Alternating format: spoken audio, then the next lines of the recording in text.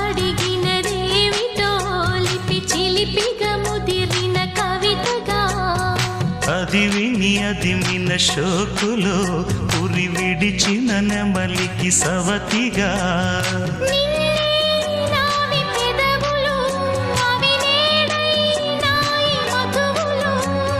రెండు నాయి తనువులు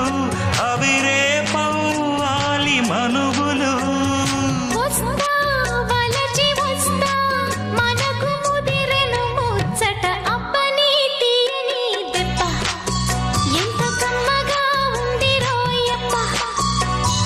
అమ్మ నేనున్న నీ బుగ్గ ఎంత లేతగా ఉన్నదే మొగ్గ పురుషుల్లో